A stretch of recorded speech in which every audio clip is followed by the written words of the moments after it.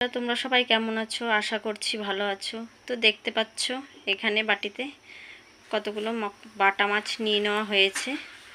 আজকে বাটা মাছের রেসিপি, আলু বেগুন দিয়ে বাটা মাছের ঝোল, কিন্তু একটু অন্য ধরনের। এটা যে কেউ খেতে পারবে এবং কোনো অসুস্থ রোগীকেও রান্না করে খাওয়ানো যাবে। দেখতে থাকো। তো দেখতে পাচ্ছ এখানে কড়াই বসিয়ে দিয়েছে। এখন এর মধ্যে সর্ষের তেল দিয়ে দিচ্ছে।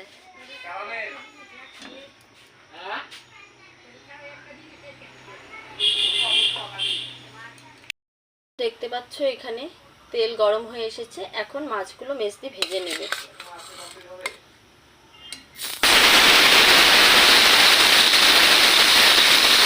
এইভাবেই একে একে সব মাছগুলো দিয়ে ভেজে নেবে। মাছগুলো এক পাশ ভাজা হয়ে গেছে, এখন উল্টে নেবে।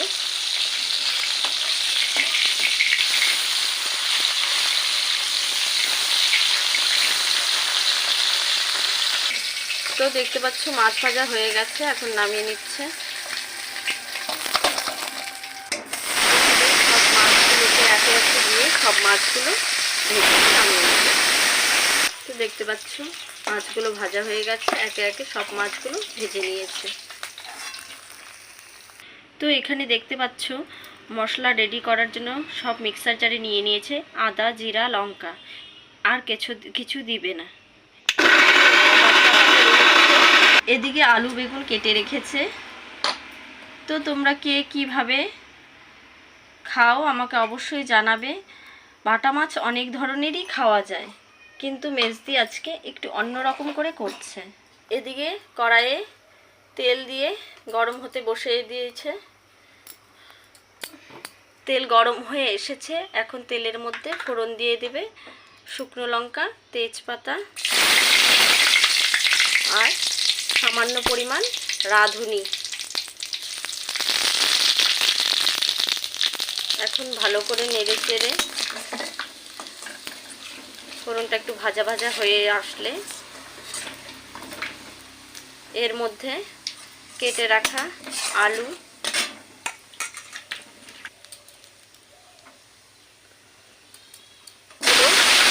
দিয়ে দিল।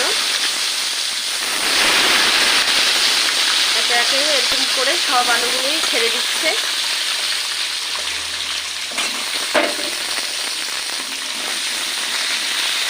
বন্ধুরা, তোমরা কিন্তু এই মাছের ঝোল কোনো অসুস্থ মানুষকেও খাওয়াতে পারো, একটু তেলটা কম দিয়ে, একদমই হালকা। এই মাছের ঝোল দিয়ে ভাত খেলে মনেই হবে না যে কোনো রিচ খাবার খেলে যেরকম অস্বস্তিকর লাগে, এই মাছের ঝোল দিয়ে ভাত খেলে কিন্তু ওরকম কিছুই লাগে না, শরীরটাও অনেক হালকাই লাগে।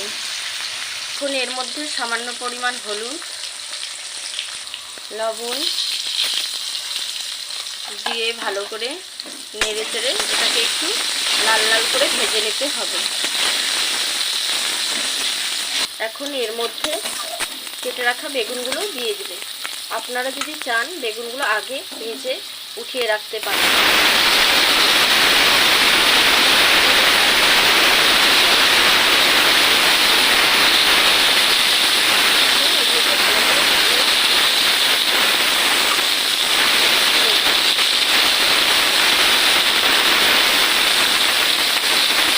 তো দেখতে পাচ্ছ লাল লাল করে অনেকটা ভাজা হয়ে এসেছে। এখন যে মশলাটা করে রেখেছিল সেই মশলাটা এর মধ্যে দিয়ে দেবে।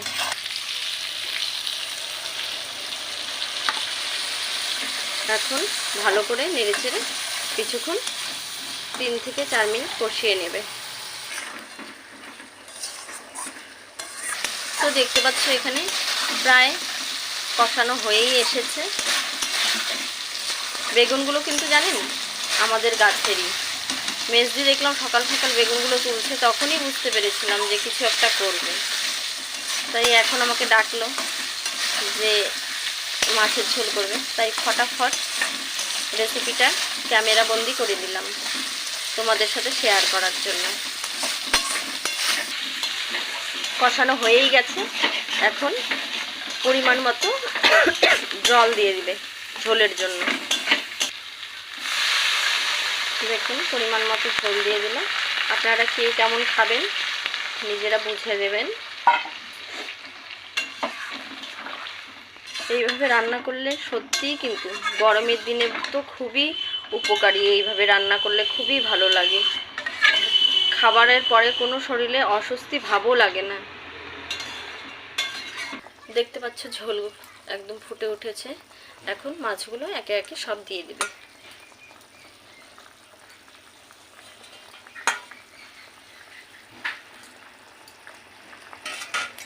মাছগুলো দিয়ে এখন আস্তে আস্তে একটু নেড়ে চেড়ে নিচ্ছে।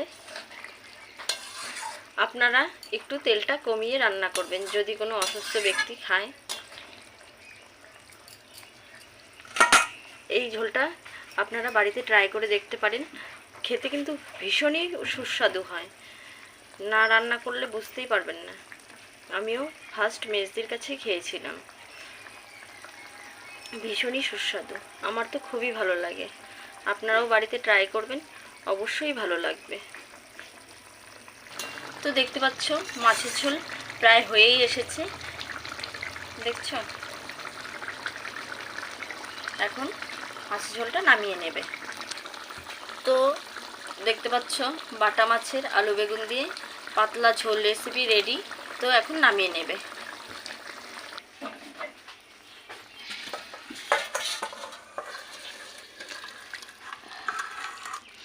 এইভাবে তোমরা রান্না করে বাড়িতে খেয়ে দেখবে, ভীষণই ভালো লাগে। যদি ভিডিওটা ভালো লাগে অবশ্যই লাইক কমেন্ট শেয়ার করবে এবং সম্পূর্ণ ভিডিওটা দেখার জন্য ধন্যবাদ। এভাবেই আমাদের পাশে থাকবেন।